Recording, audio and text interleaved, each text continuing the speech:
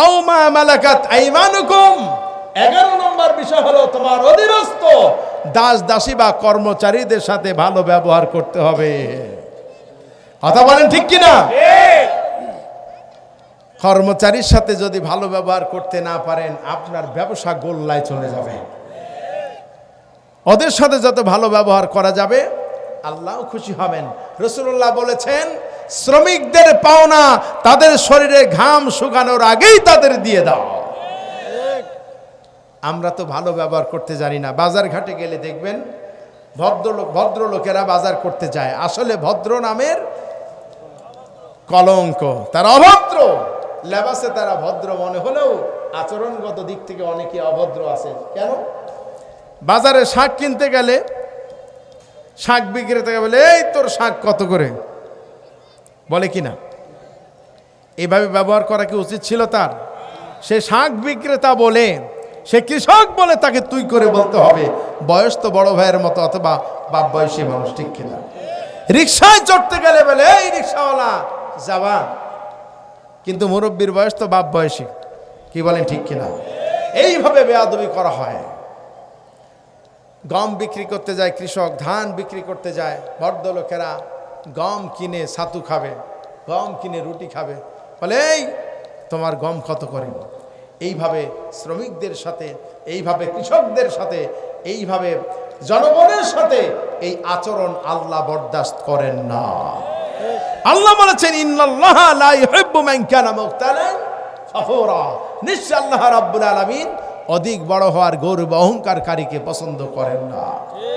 প্রিয় ভাইয়ের আমার, এখানে দেখেন একেবারে পাশাপাশি শ্রমিক এবং ধনীদেরকে একসাথে আল্লাহ মিলাই দিয়েছেন। শ্রমিকদের সাথে যারা ভালো ব্যবহার করবেন, দাসীদের সাথে যারা সুন্দর আচরণ করবেন, আল্লাহ জান্নাত তার জন্য ওয়াজিব হয়ে যাবে। তাই বলে আমরা শ্রমিক যারা, তারা যদি আবার মালিককে আচ্ছা মতো সিফনি দিই, তাহলে কিন্তু হবে না। কারণ হালালভাবে প্রত্যেকটা দাবি দাবা হালালভাবেই করা যুক্তিসঙ্গত, ঠিক কিনা? আপনার প্রয়োজনের কথা আপনি বলতে পারবেন। আল্লাহ সুবহানাহু ওয়া তাআলা আমাদেরকে আজকের এই নসিহতগুলি, এই 11টি বিষয় আমি আপনাদের সামনে খুবই সংক্ষিপ্ত আকারে বলেছি।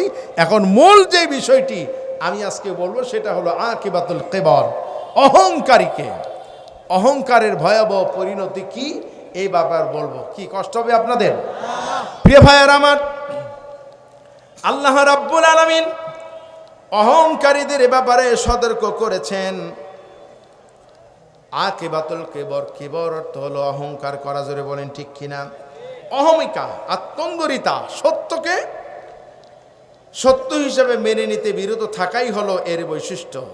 অহমিকা মানুষকে সকলের চেয়ে শ্রেষ্ঠ প্রমাণ করতে চায়, আসলে এটা আনুগত্য থেকে বিপরীত রাখে, অতএব সর্বস্থায় এটা ঘৃণিত। অহংকার মানুষকে শ্রেষ্ঠত্ব দান করে না, বরং এটা আপন মর্যাদা থেকে মানুষকে নিচে নামিয়ে দেয়।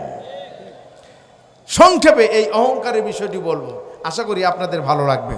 এটা আমাদের জানা দরকার, কোন কাজে আমাদের অহংকার হয়, অহংকারের পরিণাম কি। প্রিয় ভাইয়ের আমার, অহংকারের বিপরীত অর্থ হলো তাওয়াদু বা নম্রতা, সরলতা, কোমলতা। এটা নিজেকে অতি ছোট্ট এবং অধিক বড় মনে করার মধ্যে মধ্যবর্তী অবস্থা, অধিক ছোট এবং বড় মনে করার মধ্যবর্তী একটি অবস্থা। প্রিয় ভাই সব, এটাই প্রকৃত ঈমানের দাবি।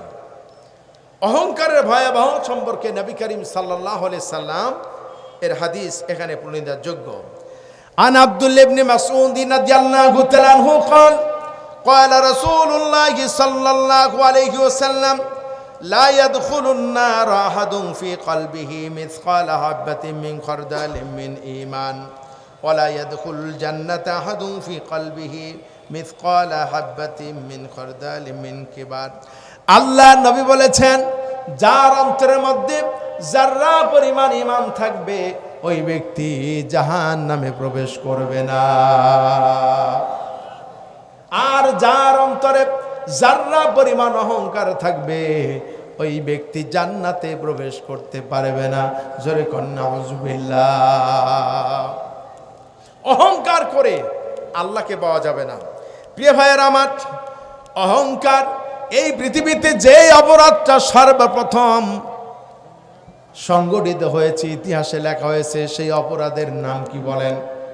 সেই অপরাধের নাম হলো অহংকার। অহংকার করেছিল কে? ইবলিস। সর্বপ্রথম যেই অপরাধ সংগঠিত হয় সেটা হলো অহংকার, আর এটা করেছে ইবলিস। ঠিক কিনা? প্রিয় ভাইয়েরা আমার,